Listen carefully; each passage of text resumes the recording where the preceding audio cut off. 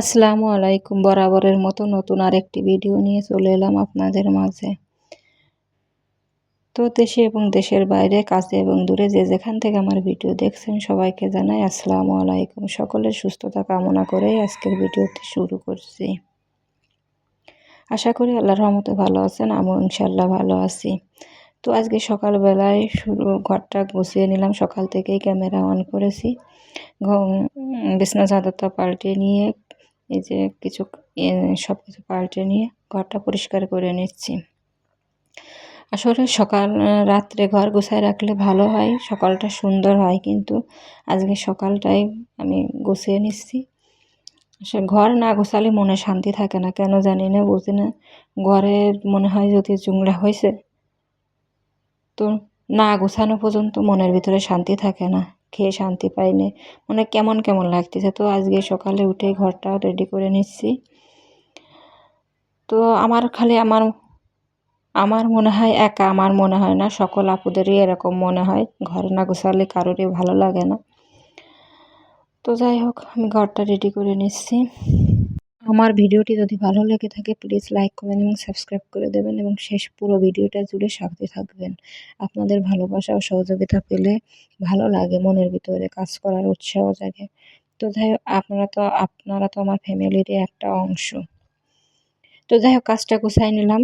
পুরো পরিষ্কার করে মেলে দিয়ে আসি, ছাদে মেলে দিয়ে আসি, সেটা আর আপনাদের দেখালাম না। বাজার থেকে মাছ নিয়ে এসেছে, কেটে নিয়ে আসা হয়েছে। আজকে আর আমি যাইনি, আমার ছোট যা গেছিল মাছ বাজার করতে, সেই মাছটা এনে দিয়েছে।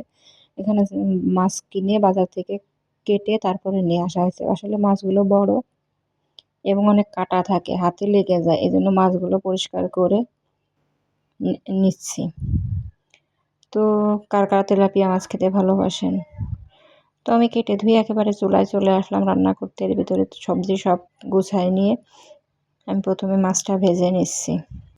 আজ আমি রান্না করবো তেলাপিয়া মাছ দিয়ে ডাঁটা আর আলু, একদম সিম্পল, একা মানুষ খাবো, তাই আছে এক ভাগেই যথেষ্ট। তুমি মাছটা প্রথমে ভেজে নিচ্ছি, একদম টাটকা মাছটা, মনে হয় খেতে অনেক মিষ্টি হবে। তো আমি মাছটা ভেজে নিচ্ছি, দেখতে থাকুন শেষ পর্যন্ত সাথে থাকার জন্য ধন্যবাদ। এবং মাছটা আমি ভেজে নিচ্ছি, দেখতে থাকুন শেষ পর্যন্ত, ফিরে আসছি একটু পর।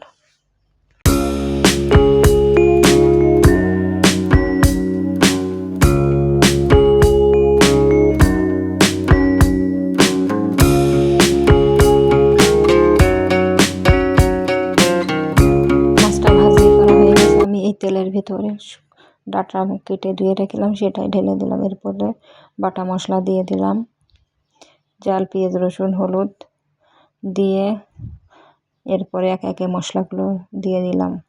আসলে রান্না এক একটা আর্ট, যেরকম রাঁধতে ভালোবাসে সেই সেরকম রান্না করে।